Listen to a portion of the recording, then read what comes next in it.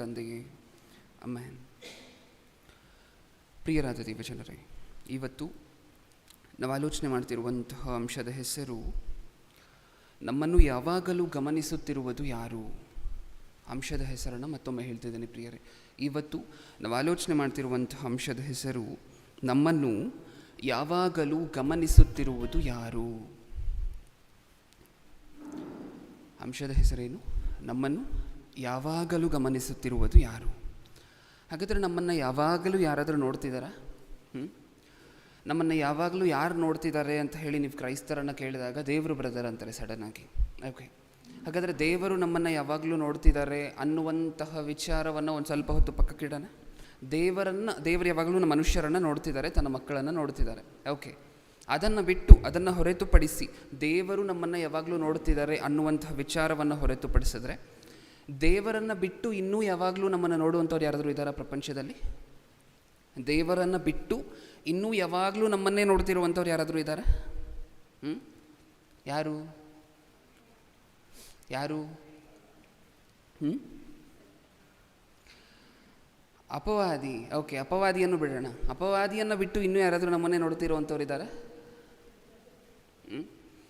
ಇವತ್ತು ಆಲೋಚನೆ ಮಾಡಿ ನೋಡೋಣ ಪ್ರಿಯರೇ. ಯಾಕೆಂದರೆ ಮನುಷ್ಯನಿಗೆ ಒಂದು ವೀಕ್ನೆಸ್ ಇದೆ, ಮನುಷ್ಯನಿಗೆ ಒಂದು ಕೆಟ್ಟ ಗುಣ ಇದೆ. ಏನು ಗೊತ್ತಾ? ಯಾರಾದರೂ ನೋಡ್ತಿದ್ದಾರೆ ಅಂದಾಗ ತಪ್ಪುಗಳನ್ನು ಮಾಡಲಿಕ್ಕೆ ಹೋಗೋದಿಲ್ಲ. ಯಾರಾದರೂ ಗೊತ್ತಿರೋರು ಪಕ್ಕದಲ್ಲಿದ್ದಾರೆ, ನಮ್ಮನ್ನು ಯಾವಾಗಲೂ ನೋಡ್ತಿದ್ದಾರೆ ಅನ್ನುವಂಥವ್ರು ಇದ್ದರೆ ತಪ್ಪುಗಳನ್ನು ಮಾಡೋದಿಲ್ಲ, ಪಾಪಗಳ ತಂಟೆಗೆ ಹೋಗೋದಿಲ್ಲ. ಪಾಪಗಳನ್ನು ಯಾವಾಗ ಮಾಡ್ತಾನೆ? ಯಾರೂ ಇಲ್ಲದೇ ಇರಬೇಕಾದ್ರೆ ಅಲ್ವಾ? ನಮಗೆ ಗೊತ್ತಿರುವಂಥವ್ರು ಯಾರೂ ಇಲ್ಲದೇ ಇರಬೇಕಾದ್ರೆ ಅಲ್ವಾ ತಪ್ಪು ಮಾಡುವಂತಹದ್ದು? ನಿಜನಾ? ಓಕೆ, ಮನುಷ್ಯ ಎಷ್ಟು ಡೀಸೆಂಟಾಗಿ ಬಿಹೇವ್ ಮಾಡ್ತಾನೆ ಯಾರಾದರೂ ಇದ್ದಾಗ ಅಂತ ನಿಮ್ಗೊಂದು ಉದಾಹರಣೆ ಹೇಳಬೇಕಾದ್ರೆ, ಇದನ್ನು ಸುಮಾರು ದಿನದ ಹಿಂದೆನೂ ಒಂದು ಸರಿ ಹೇಳಿದ್ದೆ. ನಿಮ್ಮೆಲ್ಲರಿಗೂ ಒಂದು ಮಾವಿನ ಹಣ್ಣನ್ನು ಕೊಟ್ವಿ ಅಂತ ಅಂದ್ಕೊಳ್ಳಿ, ನನಗೂ ಸೇರಿಸಿ ಕೊಟ್ರಿ ಅಂತ ಅಂದ್ಕೊಳ್ಳಿ. ಒಂದು 100 ಜನರನ್ನು ಚೇರ್ ಹಾಕಿ ನಿಮ್ಮ ಸುತ್ತ ಕೂರಿಸ್ತೀವಿ. ಓಕೆ, ಆ ಮಾವಿನ ಹಣ್ಣನ್ನು ಹೇಗೆ ತಿಂತೀವಿ ನಾವಾಗ? ಹೇಗೆ ತಿಂತೀವಿ? 100 ಜನ ನಮ್ಮನ್ನೇ ನೋಡ್ತಿದ್ದಾರೆ, ಆ ಮಾವಿನ ಹಣ್ಣನ್ನು ಹೇಗೆ ತಿಂತೀವಿ? ನೀಟಾಗಿ ಕಟ್ ಮಾಡಿಕೊಂಡು, ಹೌದಾ? ಕಟ್ ಮಾಡಿರುವಂತಹದನ್ನು ಕೈಯಲ್ಲಿ ಎತ್ಕೊಂಡು ತಿನ್ನೋದಿಲ್ಲ, ಯಾರೇನು ಅನ್ಕೊತಾರೋ ಅಂತ ಹೇಳಿ. ಅದಕ್ಕೊಂದು ಫೋರ್ಕ್ ಸ್ಪೂನ್ ತೊಗೊಂಡು, ಹೌದಾ? ಯಾರಾದರೂ ನೋಡ್ತಿದ್ದಾರೆ ಅಂದಾಗ ಎಷ್ಟು ಡೀಸೆಂಟಾಗಿ ತಿಂದ್ವಿ. ಯಾರೂ ಇಲ್ಲದೇ ಇರಬೇಕಾದ್ರೆ ನಿಮ್ಮ ಮನೇಲಿ ಮಾವಿನ ಹಣ್ಣಿದೆ ಅಂತ ಅಂದ್ಕೊಳ್ಳಿ, ಆಗ ಹೇಗೆ ತಿಂತೀರಾ? ಚಾಕು ಕೇಳ್ತೀರಾ? ಸ್ಪೂನ್ ಕೇಳ್ತೀವ? ಹೌದಾ? ಪೂರ್ತಿ ಮುಖಕ್ಕೆಲ್ಲ ಹಚ್ಕೊಂಡಿರೋದಿಲ್ಲ ನಾವು ತಿಂದ ಮಾವಿನ ಹಣ್ಣನ್ನು. ನಿಜನಾ? ಓಕೆ, ಇದನ್ನು ಏನಕ್ಕೋಸ್ಕರ ಹೇಳಿದೆ ಅಂದರೆ ಮನುಷ್ಯ ಯಾರಾದರೂ ತನ್ನನ್ನು ನೋಡ್ತಿದ್ದಾರೆ ಅಂದಾಗ ಡೀಸೆಂಟಾಗಿ ಬಿಹೇವ್ ಮಾಡುವಂತಹದ್ದು ಜಾಸ್ತಿ, ತಪ್ಪು ಮಾಡದೇ ಇರುವಂತಹದ್ದು ಜಾಸ್ತಿ. ಯಾವಾಗ? ತಪ್ಪು ಮಾಡದೇ ಇರುವಂತಹದ್ದು ಜಾಸ್ತಿ ಯಾವಾಗ? ಯಾರಾದರೂ ತನ್ನನ್ನು ನೋಡ್ತಿದ್ದಾರೆ ಅಂದಾಗ. ಹಾಗಾದರೆ ಮನುಷ್ಯ ತಪ್ಪು ಮಾಡ್ತಿದ್ದಾನೆ ಅಂದರೆ ಯಾವ ನಂಬಿಕೆ ಮೇಲೆ ತಪ್ಪು ಮಾಡ್ತಿದ್ದಾನೆ? ನನ್ನನ್ನು ಯಾರೂ ನೋಡ್ತಾ ಇಲ್ಲ. ಇದು ನಿಜನಾ ಪ್ರಿಯರೇ? ನಮ್ಮನ್ನು ಯಾರೂ ನೋಡ್ತಾ ಇಲ್ಲ, ಇದೇ ನಂಬಿಕೆ ಇಟ್ಕೊಂಡು ಪ್ರತಿ ಮನುಷ್ಯನೂ ತಪ್ಪು ಮಾಡ್ತಾನೆ. ನಿಜನಾ? ಅಕ್ರಮ ಸಂಬಂಧ ಇಟ್ಕೊಂಡಿದ್ದಾನೆ ಒಬ್ಬ ವ್ಯಕ್ತಿ ಅಂತ ಹೇಳಿದ್ರೆ, ಈ ಅಕ್ರಮ ಸಂಬಂಧ ಇಟ್ಕೊಂಡಿರುವಂತಹದ್ದು ಯಾರಿಗಾದ್ರೂ ಗೊತ್ತಿರುತ್ತಾ? ಯಾರಿಗೂ ಗೊತ್ತಿರೋದಿಲ್ಲ, ಈ ವ್ಯಕ್ತಿಗೊಬ್ಬನಿಗೆ ಬಿಟ್ಟು. ನಿಜನಾ? ಇವಾಗ ತಾನೇ ಓದ್ಕೊಂಡ್ವಿ ನಾವು ಜ್ಞಾನೋಕ್ತಿಗಳ ಗ್ರಂಥವನ್ನು. ಯಾವಾಗ ಹೋದ ಈ ವ್ಯಕ್ತಿ ಹೊರಗಡೆ? ಯಾವಾಗ ಹೋದ? ಯಾರೂ ಇಲ್ಲದೇ ಇರುವಂತಹ ಸಂದರ್ಭದಲ್ಲಿ. ನಿಜನಾ? ಅಕ್ರಮ ಸಂಬಂಧ ಇಟ್ಕೊಂಡಿರುವಂತಹ ವ್ಯಕ್ತಿ ಯಾರೂ ಇಲ್ಲದೇ ಇರಬೇಕಾದ್ರೆ ತನ್ನ ಕೆಲಸವನ್ನು ಮಾಡಲಿಕ್ಕೆ ಮುಂದುವರಿತಾನೆ. ಇದು ನಿಜನಾ? ಹಾಗೆ ಸುಳ್ಳು ಹೇಳಬೇಕು ಅಂತ ಅಂದ್ಕೊಳ್ಳಿ ಒಬ್ಬ ವ್ಯಕ್ತಿ. ಇದೆಲ್ಲ ಪಾಪಗಳ ಲಿಸ್ಟ್ ಅಲ್ವಾ ನಾನು ಹೇಳ್ತಿರುವಂತಹದ್ದು. ಒಬ್ಬ ವ್ಯಕ್ತಿ ಸುಳ್ಳು ಹೇಳಬೇಕು ಅಂತ ಅಂದ್ಕೊಳ್ಳಿ. ಸುಳ್ಳನ್ನು ಯಾವಾಗ ಹೇಳ್ತಾನೆ ಈ ವ್ಯಕ್ತಿ? ನಿಜವಾದ ಸಂಗತಿ ನೋಡಿದವ್ರು ಯಾರೂ ಪಕ್ಕದಲ್ಲಿ ಇಲ್ಲದೇ ಇರಬೇಕಾದ್ರೆ ಸುಳ್ಳನ್ನು ಹೇಳ್ತಾನೆ. ಹಾಗಾದರೆ ನಿಜವಾದ ಸಂಗತಿಯನ್ನು ಯಾರೂ ನೋಡಿರುವಂಥವ್ರು ಯಾರೂ ಪಕ್ಕದಲ್ಲಿ ಇರಬಾರ್ದು. ನಿಜನಾ? ಈ ವ್ಯಕ್ತಿ ಸುಳ್ಳು ಹೇಳ್ತಿರುವಂತಹದ್ದು ಪಕ್ಕದಲ್ಲಿರುವಂತಹ ವ್ಯಕ್ತಿ ಗೊತ್ತಾಗಬಾರ್ದು, ಆವಾಗ ಸುಳ್ಳು ಹೇಳ್ತಾನೆ. ಇನ್ನೊಂದು ಸ್ವಲ್ಪ ಮುಂದೆ ಹೋಗೋಣ. ಹಾಗೆ ಕಳ್ಳತನ ಮಾಡುವಂತಹ ವ್ಯಕ್ತಿ ಯಾವಾಗ ಕಳ್ಳತನ ಮಾಡ್ತಾನೆ? ಯಾರೂ ಇಲ್ಲದೇ ಇರಬೇಕಾದ್ರೆ. ನಿಜನಾ? ಅದಕ್ಕೋಸ್ಕರನೇ ಅಲ್ವಾ ಬೀಗ ಹಾಕಿರುವಂತಹ ಮನೆಗೆ ಕಳ್ಳತನಕ್ಕೆ ಹೋಗುವಂತಹದ್ದು. ಫಸ್ಟ್ ಆಫ್ ಆಲ್ ಮನೆಯವರು ಇರಬಾರ್ದು, ಎರಡನೇದು ಅಕ್ಕಪಕ್ಕದ ಮನೆಯವರು ಎಚ್ಚರವಾಗಿರಬಾರ್ದು, ಅದಕ್ಕೆ ರಾತ್ರಿ ಹೊತ್ತು ಬರ್ತಾನೆ. ಹಾಗಾದರೆ ಮನುಷ್ಯನಿಗಿರುವಂಥ ವೀಕ್ನೆಸ್ ಏನು ಅಂತ ಅರ್ಥ ಆಯಿತು ಇಷ್ಟೆಲ್ಲ ನೋಡಿದ ಮೇಲೆ? ಏನು? ಯಾರಾದರೂ ಇರಬೇಕಾದ್ರೆ ತಪ್ಪು ಮಾಡಲ್ಲ, ಯಾರಾದರೂ ತನ್ನನ್ನು ನೋಡ್ತಿರ್ಬೇಕಾದ್ರೆ ತಪ್ಪು ಮಾಡಲ್ಲ. ಹೌದಾ? ಹಾಗಾದರೆ ತಪ್ಪು ಮಾಡ್ತಿದ್ದಾನೆ ಅಂತ ಹೇಳಿದ್ರೆ ಯಾವ ನಂಬಿಕೆ ಇಟ್ಕೊಂಡು ತಪ್ಪು ಮಾಡ್ತಿದ್ದಾನೆ? ನನ್ನನ್ನು ಯಾರೂ ನೋಡ್ತಿಲ್ಲ, ನಾನು ಒಬ್ಬೊಂಟಿಯಾಗಿದ್ದೀನಿ, ನನ್ನನ್ನು ಯಾರೂ ನೋಡ್ತಿಲ್ಲ, ನಾನು ಒಬ್ಬೊಂಟಿಯಾಗಿದ್ದೀನಿ. ಇದೇ ವಿಶ್ವಾಸದ ಮೇಲೆ ತಪ್ಪು ಮಾಡ್ತಿದ್ದಾನೆ. ನಿಜನಾ?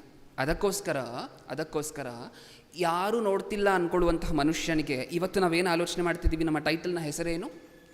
ನಮ್ಮನ್ನು ಯಾವಾಗಲೂ ಗಮನಿಸುತ್ತಿರುವಂತಹದ್ದು ಯಾರೂ ನೋಡ್ತಿಲ್ಲ ನನ್ನನ್ನು ಅಂತ ಅಂದ್ಕೊಂಡಿರುವಂತಹ ಮನುಷ್ಯನಿಗೆ ನಮ್ಮನ್ನು ಯಾವಾಗಲೂ ನೋಡ್ತಿರುವಂತಹ ವ್ಯಕ್ತಿಯಲ್ಲ, ಕ್ಷಮಿಸಿ, ನಮ್ಮನ್ನು ಯಾವಾಗಲೂ ನಮ್ಮ ಕಡೆಯೇ ಕಣ್ಣಿಟ್ಟಿರುವಂತಹ ಕೆಲವು ಶಕ್ತಿಗಳಿದೆ ಪ್ರಕೃತಿಯಲ್ಲಿ ಅನ್ನುವಂತಹದ್ದನ್ನು ನೋಡುವಂತಹದ್ದೇ ಇವತ್ತಿನ ಅಂಶ.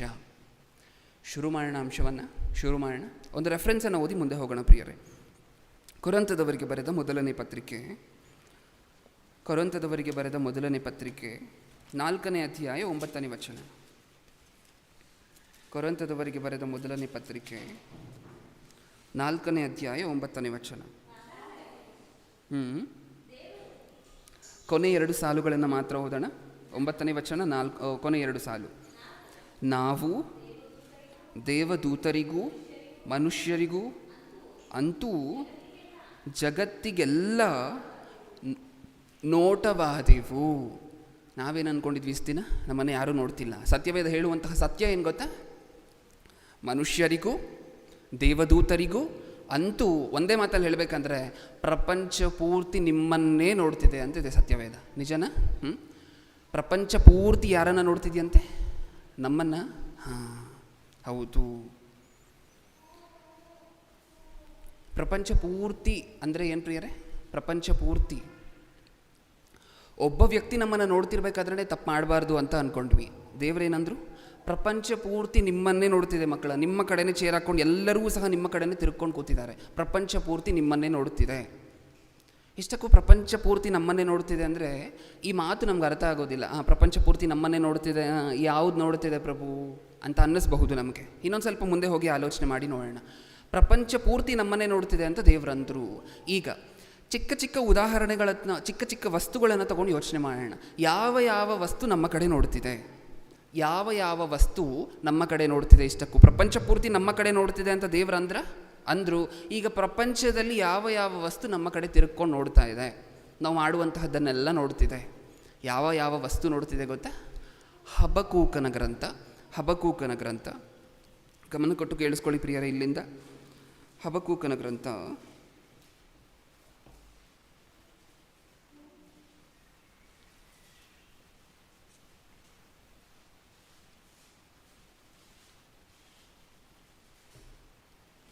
2ನೇ ಅಧ್ಯಾಯ 11ನೇ ವಚನ. ಹಬಕೂಕನ ಗ್ರಂಥ 2ನೇ ಅಧ್ಯಾಯ 11ನೇ ವಚನ. ಗೋಡೆಯೊಳಗಿಂದ ಕಲ್ಲು ನಿನ್ನ ಮೇಲೆ ತಪ್ಪು ಹೊರಿಸಿ ಕೂಗುವುದು, ಚಾವಣಿಯ ಮರಗಳೊಳಗಿಂದ ತೊಲೆಯು ಹೌದೆನ್ನುವುದು. ನಮ್ಮನ್ನು ಯಾರು ನೋಡಿದ್ರಂತೆ? ಪ್ರಪಂಚ ಪೂರ್ತಿ ನೋಡ್ತು ಅಂತ ಓದ್ಕೊಂಡ್ವಾ ಫಸ್ಟ್ ರೆಫರೆನ್ಸಲ್ಲಿ? 2ನೇ ರೆಫರೆನ್ಸಲ್ಲಿ ಏನು ಓದ್ಕೊತಿದ್ದೀವಿ? ಆ ಪ್ರಪಂಚದಲ್ಲಿ ಯಾವ್ಯಾವ ವಸ್ತು ನೋಡ್ತಿದೆ ಪ್ರಭು ಅಂತ ದೇವರನ್ನು ಕೇಳಿದ್ದಕ್ಕೆ ದೇವರು ಬರ್ಸಿದ್ದಾರೆ. ನೋಡಿ ಮಕ್ಕಳ, ಈ ವಸ್ತುಗಳೆಲ್ಲ ನಿಮ್ಮನ್ನೇ ನೋಡ್ತಿದೆ, ಈಗ ಏನು ಮಾಡ್ತಿರೋ ನೋಡಿ ಅಂದರು. ಯಾವ ವಸ್ತು ನೋಡ್ತಂತೆ ನಮ್ಮನ್ನು? ಗೋಡೆಯೊಳಗಿಂದ ಕಲ್ಲು ನಮ್ಮ ಮೇಲೆ ತಪ್ಪು ಪ್ರಭು ಇವನು ದೊಡ್ಡ ಪಾಪಿ ಅಂತಂತೆ. ಅಂದರೆ ಅದಕ್ಕೆ ಏನು ಗೊತ್ತಿರಬೇಕು? ನಮ್ಮ ಮೇಲೆ ತಪ್ಪು ಹೊರಿಸ್ತಿದೆ ಅಂತ ಹೇಳಿದ್ರೆ ಆ ಕಲ್ಲಿಗೆ ಏನು ಗೊತ್ತಿರಬೇಕು ಹೇಳಿ?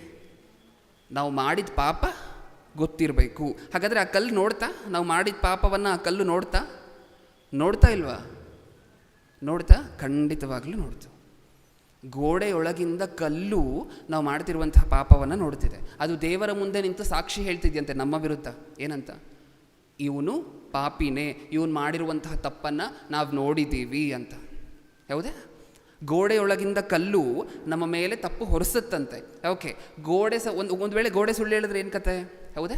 ಒಂದು ವೇಳೆ ಗೋಡೆಯೊಳಗಿರುವಂತಹ ಕಲ್ಲೇ ಸುಳ್ಳು ಹೇಳಿಬಿಟ್ರೆ ನಮ್ಮ ಮೇಲೆ ಸುಮ್ಮನೆ ದೇವರು ಶಿಕ್ಷೆ ಕೊಡೋದಿಲ್ಲ. ಫಸ್ಟು ಗೋಡೆ ಹತ್ರ ಕೇಳ್ತಾರೆ, ಆ ಗೋಡೆಯೊಳಗಿಂದ ಕಲ್ಲು ಏನನ್ನತ್ತೆ? ಹೌದು ಪ್ರಭು ಇವನು ಮಹಾಪಾಪಿ ಅಂತ ಹೇಳುತ್ತೆ. ಓಕೆ, ಈಗ ಗೋಡೆ ಹೇಳ್ತಿರುವಂತಹದ್ದು ಸರಿನಾ ತಪ್ಪಾ ಅಂತ ಹೇಳಲಿಕ್ಕೆ ಇನ್ನೊಂದು ಎವಿಡೆನ್ಸ್ ಇಟ್ಟಿದ್ದಾರೆ. ನಮಗೆ ಎವಿಡೆನ್ಸ್ ಯಾವುದು? ಗೋಡೆಯೊಳಗಿಂದ ಕಲ್ಲು. ಓಕೆ, ಇಷ್ಟಕ್ಕೂ ಗೋಡೆಯೊಳಗಿರುವಂತಹ ಕಲ್ಲು ಸರಿ ಹೇಳ್ತಿದ್ಯಾ ತಪ್ಪು ಹೇಳ್ತಿದ್ಯಾ ನನ್ನ ಮಕ್ಕಳ ಮೇಲೆ ಅಂತ ಹೇಳಿ ನಿರ್ಣಯ ತಗೊಳ್ಲಿಕ್ಕೆ ಇನ್ನೊಂದು ಎವಿಡೆನ್ಸನ್ನು ಇಟ್ಟಿದ್ದಾರೆ. ಅದು ಯಾವುದಂತೆ? ಚಾವಣಿಯ ಕೆಳಗಡೆ ಸೆಂಟೆನ್ಸಲ್ಲಿದೆ, ಚಾವಣಿಯ ಮರಗಳೊಳಗಿನ ತೊಲೆಯು ಹೌದೆನ್ನುವುದು. ಇದು ನಮ್ಗೆ ಅರ್ಥ ಆಯ್ತಾ ಪ್ರಿಯರೇ? ಸೀನ್ ಏನು ನಡೀತಿದೆ ಅಂತ ಅರ್ಥ ಆಯ್ತಾ? ಫಸ್ಟ್ ಗೋಡೆಯೊಳಗಿಂದ ಕಲ್ಲನ್ನು ಕೇಳ್ತಾರೆ. ಕಲ್ಲು ಹೌದು ಪ್ರಭು ಇವ್ನು ಮಹಾಪಾಪಿ ಅಂತ ಹೇಳಿದ್ರೆ, ಫಸ್ಟ್ ನೆಕ್ಸ್ಟ್ ಚಾವಣಿ ಅಂದರೆ ರೂಫ್. ನಿಮಗೆ ಗೊತ್ತು ಆಗಿನ ಕಾಲದಲ್ಲಿ ರೂಫನ್ನು ಯಾವುದ್ರಲ್ಲಿ ಮಾಡಿಸ್ತಿದ್ರು? ಮರದಲ್ಲಿ ಮಾಡಿಸ್ತಿದ್ರು, ಗೊತ್ತಲ್ವ ನಮಗೆ? ಒಂದು ಪಕ್ಕ ಮರದ ಬಂಬನ್ನು, ತೊಲೆಯನ್ನು ಪಕ್ಕ ಇಟ್ಕೊಂಡು ಹೋದರೆ ಒಂದು ರೂಫ್ ಆಗ್ತಿತ್ತು, ನಿಜನಾ? ಅದರೊಳಗಡೆಯಿಂದ ಒಂದು ತೊಲೆ ಏನನ್ನತ್ತಂತೆ, ಮತ್ತೆ ಮೇಲಿರುವಂತಹ ತೊಲೆ ಏನನ್ನತ್ತಂತೆ, ಹೌದು ಪ್ರಭು ಆ ಕಲ್ಲು ಹೇಳ್ತಿರುವಂತಹದ್ದು ನಿಜ, ನಿನ್ನ ಮಗ ದೊಡ್ಡ ಪಾಪಿ. ಹೌದಾ? ಎಷ್ಟು ಎವಿಡೆನ್ಸ್ಗಳನ್ನು ಇಟ್ಟಿದ್ದಾರೆ ದೇವರು? ಒಂದೇನಾ? ನಾವು ತಪ್ಪು ಮಾಡಿದ್ದೀವಿ ಅಂತ ಒಂದು ಎವಿಡೆನ್ಸ್ ಹೇಳಿದ್ರೆ, ಆ ಎವಿಡೆನ್ಸ್ ಕನ್ಫರ್ಮ್ ಮಾಡಲಿಕ್ಕೆ ಇನ್ನೊಂದು ಎವಿಡೆನ್ಸನ್ನು ಇಟ್ಟಿದ್ದಾರೆ.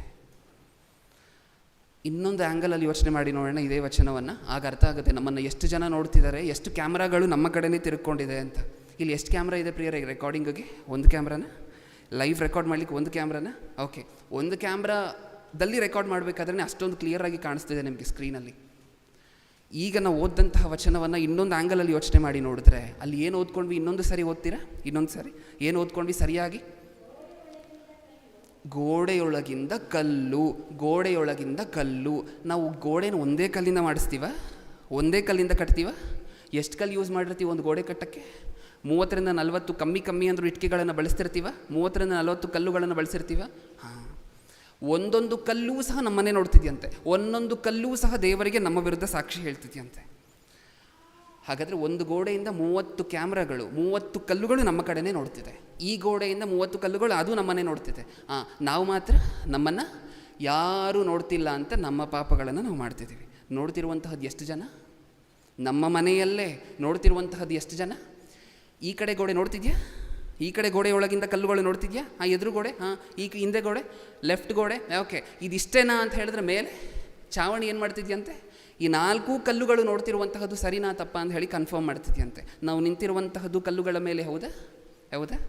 ಒಟ್ಟಿನಲ್ಲಿ ಎಲ್ಲಿದ್ದು ತಪ್ಪು ಮಾಡ್ತಿದ್ದೀವಿ ಹೇಳಿ? ಇಷ್ಟು ದಿನ ನಮಗೆ ಗೊತ್ತಿಲ್ಲದೆ ಎಲ್ಲಿದ್ದು ತಪ್ಪು ಮಾಡ್ತಿದ್ದೀವಿ? ಒಬ್ಬ ಕಳ್ಳ ಸುತ್ತ ಪೊಲೀಸರನ್ನು ನಿಲ್ಲಿಸಿ ಸುತ್ತ ಕ್ಯಾಮ್ರಾಗಳನ್ನು ಇಟ್ಟು ಕಳ್ತನ ಮಾಡಿದ್ರೆ ಹೆಂಗಿರುತ್ತೋ ಆ ರೀತಿ ನಮ್ಮ ಜೀವನ ಆಯಿತು ಇಷ್ಟು ದಿನ. ಹೌದಾ? ಅಕಸ್ಮಾತಾಗಿ ಕ್ರೈಸ್ತರಾಗಿ ನಮ್ಮ ವಿಚಾರವನ್ನು ಯೋಚನೆ ಮಾಡಿ ನೋಡೋಣ ಪ್ರಿಯರೇ. ಲೈವ್ ನೋಡ್ತಿರ್ತಾರೆ ತುಂಬ ಜನ. ಲೈವ್ ನೋಡ್ತಿರ್ಬೇಕಾದ್ರೆ ನೋಡ್ತಾ ಯಾವಾಗ ನಿದ್ರೆ ಮಾಡಿರ್ತೀವಿ ನಮಗೆ ಗೊತ್ತಿಲ್ಲ. ಹೇಳಿ ನಮ್ಮ ವಿರುದ್ಧ ಸಾಕ್ಷಿ ಹೇಳುವಂಥವ್ರು ಯಾರು?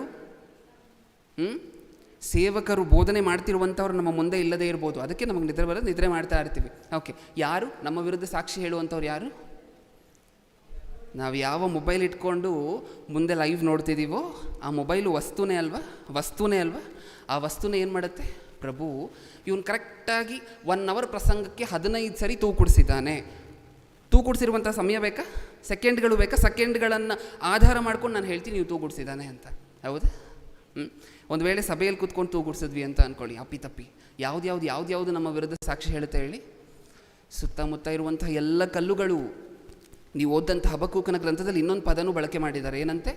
ತಪ್ಪು ಹೊರಿಸಿ ಕೂಗುವುದು. ಇಷ್ಟು ಕಲ್ಲುಗಳೂ ಸಹ ನ್ಯಾಯ ವಿಚಾರಣೆಯ ದಿನದಲ್ಲಿ ನಮ್ಮ ವಿರುದ್ಧ ನಿಂತ್ಕೊಂಡು ಪ್ರಭು ಇವನು ಪಾಪಿ ಅಂತ ಕೂಗುದ್ವು ಅಂತ ಅಂದ್ಕೊಳ್ಳಿ. ಹೇಗಿರುತ್ತೆ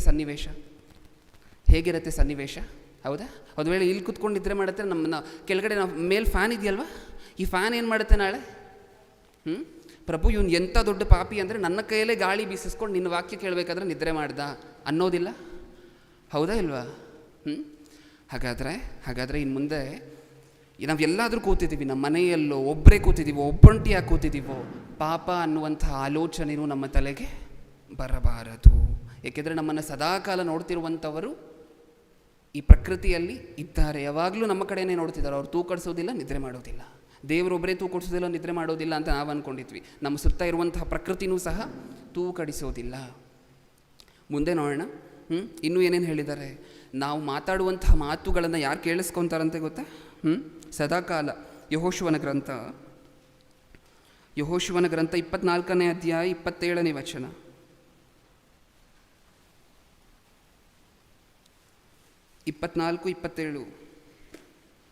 ಯೆಹೋಶುವನ ಗ್ರಂಥ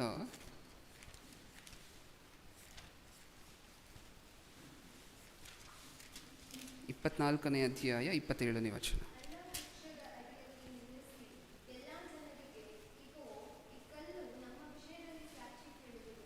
ಸಾಕು ಸಾಕು ಸಾಕು. ಏನಂದರು ಇಲ್ಲಿ ಮತ್ತೆ ಹಬಕ್ಕೂಕನ ಗ್ರಂಥದಲ್ಲಿ ಓದಂತಹ ಮಾತೆ ಇಲ್ಲೂ ಸಹ ಇದೆಯಾ? ಏನಂದ್ರಂತ ಇಲ್ಲಿ, ಈ ಕಲ್ಲು ನಮ್ಮ ವಿಷಯದಲ್ಲಿ ಸಾಕ್ಷಿ ಹೇಳುವುದು. ಯಾವ ಕಲ್ಲು? ಅಲ್ಲಿರುವಂತಹ ಕಲ್ಲು. ಅಂದರೆ ಕಲ್ಲು ಏನು ಮಾಡ್ತಿದೆ? ಮನುಷ್ಯರು ಮಾಡ್ತಿರುವಂತಹದನ್ನು ನೋಡ್ತಿದೆ, ಮನುಷ್ಯರು ಮಾತಾಡ್ತಿರುವಂತಹದ್ದನ್ನು ಕೇಳಿಸ್ಕೊತಿದೆ. ನಿಜನಾ? ಕಲ್ಲು ಏನು ಮಾಡ್ತಿದೆ? ಹಾಗಾಗಿ ಮನುಷ್ಯರನ್ನು ತುಂಬ ಜನ ಬೈತಿರ್ತಾರೆ. ಏನಂತ ಬೈತಿರ್ತಾರೆ? ಅಲ್ಲ ಕಣೋ, ಇಷ್ಟು ಮಾತಾಡ್ತಿದ್ರು ಕಲ್ಲು ಥರ ಕೂತಿದ್ಯಲ್ಲೋ ಅಂತ. ಇನ್ನು ಮುಂದೆ ಕಲ್ಲನ್ನು ಉಪಯೋಗಿಸ್ಬೇಡಿ ಪ್ರಿಯರೇ. ಯಾಕೆಂದರೆ ಮನುಷ್ಯರಿಗಿಂತ ಕಲ್ಲು ಪರವಾಗಿಲ್ಲ. ಹೌದಾ? ಕಲ್ಲು ಏನೇನು ಮಾಡ್ತಿದ್ಯಂತೆ? ಕೇಳಿಸ್ಕೊಳುತ್ತೆ, ನೋಡುತ್ತೆ. ಅದಕ್ಕೆ ಹೇಳ್ತಿದ್ದಾರೆ, ಈ ಕಲ್ಲು ಕೇಳಿಸ್ಕೊತಿದೆ, ನಾವೇನು ಮಾತಾಡ್ತಿದ್ದೀವಿ ಕೇಳಿಸ್ಕೊತಿದೆ, ನಾವೇನು ಮಾಡ್ತಿದ್ದೀವಿ ಅನ್ನುವಂತಹದನ್ನು ನೋಡ್ತಿದೆ. ಈ ಕಲ್ಲು ನಾಳೆ ನಮ್ಮ ವಿರುದ್ಧ ದೇವರ ಮುಂದೆ ಸಾಕ್ಷಿ ಹೇಳುತ್ತೆ. ಕಲ್ಲು ಕೇಳಿಸ್ಕೊಳುತ್ತಾ? ಕಲ್ಲು ಕೇಳಿಸ್ಕೊಳುತ್ತಾ? ಕಲ್ಲು ನೆನ್ಪಿಟ್ಕೊಳುತ್ತಾ? ಇಷ್ಟಕ್ಕೂ 2 ರೆಫರೆನ್ಸ್ ಓದಿದ್ದೀವಿ. ಕಲ್ಲುಗಳು ನೆನ್ಪಿಟ್ಕೊಳ್ಳುತ್ತೆ, ನಮ್ಮ ವಿರುದ್ಧ ದೇವರಿಗೆ ಸಾಕ್ಷಿ ಹೇಳುತ್ತೆ ಅನ್ನೋದಕ್ಕೆ 2 ರೆಫರೆನ್ಸ್ ಓದಿದ್ದೀವಿ. ಇಷ್ಟಕ್ಕೂ ಕಲ್ಲು ನೆನ್ಪಿಟ್ಕೊಳ್ಳುತ್ತಾ ಇಲ್ವಾ ಅನ್ನುವಂತಹದ್ದು ನಮ್ಮ ಜೀವನದಲ್ಲೂ ಪ್ರೂವ್ ಆಗುವಂತಹ ಘಟನೆಗಳು ಸ್ವಲ್ಪ ಇದೆ ಪ್ರಿಯರ. ನಿಮ್ಮ ಜೀವನದಲ್ಲಿ ನೀವು ಮಾಡ್ತಿರ್ತೀರ ಆ ವಿಚಾರಗಳನ್ನು. ಏಕೆಂದರೆ ತುಂಬ ಜನ ನಂಬೋದಿಲ್ಲ. ಸುಮ್ಮನಿರಿ ಬ್ರದರ್, ಕಲ್ಲು ಕೇಳಿಸ್ಕೊಳುತ್ತಾ, ಕಲ್ಲು ನೋಡುತ್ತಾ ಅಂತಿರ್ತೀರ. ನಮ್ಮ ಜೀವನದಲ್ಲಿ ಕಲ್ಲು ಕೇಳಿಸ್ಕೊಂಡು ರೆಕಾರ್ಡ್ ಮಾಡಿ ಇಟ್ಕೊಂಡಿರುವಂತಹದನ್ನು ನಾವು ಬಳಕೆ ಮಾಡ್ತಿದ್ದೀವಿ ಗೊತ್ತಾ? ಡೈಲಿ ನಮ್ಮ ಮೊಬೈಲನ್ನು ತೊಗೋತೀವಿ. ಒಂದು 4-5 ವರ್ಷಗಳ ಹಿಂದೆ ಮೊಬೈಲ್ಗಳಲ್ಲಿ ಮೆಮರಿ ಕಾರ್ಡ್ ಅನ್ನುವಂತಹದ್ದು ಇರ್ತಿತ್ತು. ಈಗ ಎಲ್ಲರ ಫೋನಲ್ಲೂ ಎಂಬೆಡೆಡ್ ಮೆಮರಿ ಕಾರ್ಡು ನಾವು ಹಾಕಬೇಕು, ಇನ್ಸರ್ಟ್ ಮಾಡಬೇಕಾಗಿರುವಂಥ ಅವಶ್ಯಕತೆ ಇಲ್ಲ. ಏಕೆಂದರೆ ಫೋನಲ್ಲಿ ಅದು ಆಲ್ರೆಡಿ ಎಂಬೆಡ್ ಆಗಿರುತ್ತೆ. ಅದು ಈಗಿನ ಮೊಬೈಲ್ ಫೋನ್ಗಳಲ್ಲಿ. ಓಕೆ, ಈ ಮೆಮರಿ ಕಾರ್ಡನ್ನು ತೊಗೊಂಡು ಯೋಚನೆ ಮಾಡಿ ಪ್ರಿಯರೇ ಒಂದು ಸ್ವಲ್ಪ ಹೊತ್ತು. ಇಷ್ಟಕ್ಕೂ ಈ ಮೆಮರಿ ಕಾರ್ಡ್ ನಾವೇನೇನು ಡೇಟಾವನ್ನು ಸ್ಟೋರ್ ಮಾಡ್ತೀವೋ ಮೊಬೈಲಲ್ಲಿ ಅದೆಲ್ಲ ಇಟ್ಕೊಂಡಿರುತ್ತೆ, ನೆನ್ಪಿಟ್ಕೊಂಡು ಹಾಗೆ ಭದ್ರಪಡಿಸ್ಕೊಂಡು ಇಟ್ಕೊಂಡಿರುತ್ತಾ ಇಲ್ವಾ? ಇಟ್ಕೊಂಡಿರುತ್ತೆ. ಓಕೆ, ಹಾಗಾದರೆ ಈ ಮೆಮರಿ ಕಾರ್ಡ್ ಮಾಡುವಂತಹದ್ದು ಯಾವ ಮಟೀರಿಯಲಿಂದ ಗೊತ್ತಾ? ಯಾವ ಮಟೀರಿಯಲಿಂದ? ಸಿಲಿಕಾನ್ ಅಂತ ಹೇಳಿ ಕರಿತೀವ ಮಟೀರಿಯಲನ್ನು. ಆ ಸಿಲಿಕಾನ್ ಮಟೀರಿಯಲ್ ಎಲ್ಲಿಂದ ಬರುತ್ತೆ ಗೊತ್ತಾ? ಸಮುದ್ರದ ದಡದಲ್ಲಿರುವಂತಹ ಉಸುಬಿನಿಂದ, ಮರಳಿನಿಂದ. ಅದು ಎಲ್ಲ ಸಮುದ್ರದ ಮರಳು ಸಹ ಬಳಕೆ ಆಗೋದಿಲ್ಲ. ಅದಕ್ಕೆ ಕೆಲವು ಸಮುದ್ರ, ಈಸ್ಟರ್ನ್ ಕೋಸ್ಟ್, ಆಸ್ಟ್ರೇಲಿಯಾ, ಈ ದೇಶಗಳೆಲ್ಲ ನಮಗೆ ಗೊತ್ತಲ್ವ. ಆ ದೇಶದ ಸಮುದ್ರದ ದಡದಲ್ಲಿರುವಂತಹ ಮರಳು ಇದಕ್ಕೆ ಬಳಕೆ ಆಗುತ್ತೆ. ಯಾವುದರಿಂದ ಏನನ್ನು ಮಾಡ್ಕೊಂಡ್ವಿ ಹೇಳಿ ನನಗೆ? ಯಾವುದರಿಂದ ಏನನ್ನು ಮಾಡ್ಕೊಂಡ್ವಿ? ಮರಳಿನಿಂದ ಏನು ಮಾಡ್ಕೊಂಡ್ವಿ? ಮೆಮರಿ ಕಾರ್ಡನ್ನು ಮಾಡ್ಕೊಂಡ್ವಾ? ಮೆಮರಿ ಕಾರ್ಡ್ ಏನು ಮಾಡುತ್ತೆ? ನೆನ್ಪಿಟ್ಕೊಳ್ಳುತ್ತೆ. ಹೌದಾ? ನಾವೇನೇನು ಸ್ಟೋರ್ ಮಾಡ್ತೀವೋ ಎಲ್ಲವನ್ನು ನೆನ್ಪಿಟ್ಕೊಳ್ಳುತ್ತೆ. ಇಷ್ಟಕ್ಕೂ ಮೆಮರಿ ಕಾರ್ಡ್ ಯಾವುದರಿಂದ ಮಾಡಿದ್ವಿ? ಯಾವುದರಿಂದ? ಸಿಲಿಕಾನ್. ಆ ಸಿಲಿಕಾನ್ ಎಲ್ಲಿಂದ ಬಂತು? ಮರಳಿನಿಂದ. ಈಗ ಮರಳು ಎಲ್ಲಿಂದ ಬಂತು ಹೇಳಿ ನನಗೆ? ವಿಜ್ಞಾನಿಗಳನ್ನು ಕೇಳಿದ್ರೆ ಮರಳು ಉತ್ಪತ್ತಿಯಾಗುವಂತಹದ್ದು ಹೇಗೆ ಅಂತ ಕೇಳಿ ನೋಡಿ ಒಂದು ಸಾರಿ. ಏನಂತಾರೆ? ಒಂದು ದೊಡ್ಡ ಕಲ್ಲು, ಒಂದು ದೊಡ್ಡ ಬಂಡೆ ಮಿಲಿಯನ್ ವರ್ಷಗಳು ಬಿಟ್ಟರೆ ಒಂದು ಬಂಡೆ ಏನಾಗುತ್ತೆ? ಪುಡಿಯಾಗಿ ಮಳೆಯಲ್ಲಿ, ಚಳಿಯಲ್ಲಿ, ಗಾಳಿಯಲ್ಲಿ ಎಲ್ಲ ಫೋರ್ಸ್ಗಳು ಅದರ ಮೇಲೆ ಆ್ಯಕ್ಟ್ ಮಾಡಿದ್ರೆ ಪುಡಿಯಾಗಿ ತೀಕ್ಷ್ಣವಾಗಿರುವಂತಹ ಪುಡಿ ಆದರೆ ಅದೇ ಮರಳು ಅಂತಾರೆ. ಮರಳೆಲ್ಲಿಂದ ಬಂತು? ಕಲ್ಲಿನಿಂದ ಬಂತು. ಮರಳೆಲ್ಲಿಂದ ಬಂತು? ಕಲ್ಲಿನಿಂದ ಬಂತು. ಹೌದಾ? ಈಗ ಡೈರೆಕ್ಟಾಗಿ ಇಲ್ಲಿಂದ ಅಲ್ಲಿಗೆ ಲಿಂಕ್ ಹೇಳಿ. ಮೆಮರಿ ಕಾರ್ಡ್ ಎಲ್ಲಿಂದ ಬಂತು? ಕಲ್ಲಿನಿಂದ ಬಂತ.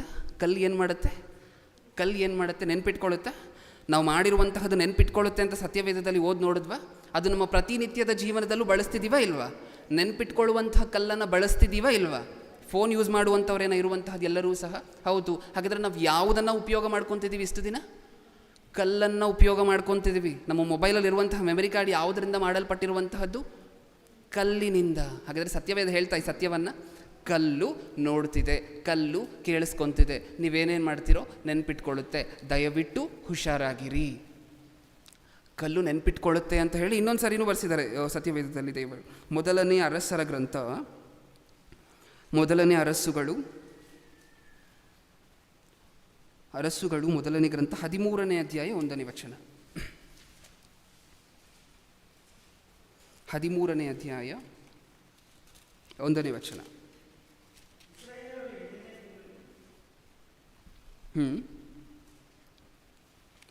ಮೊದಲನೇ ಅರಸುಗಳು 13ನೇ ಅಧ್ಯಾಯ 1ನೇ ವಚನ.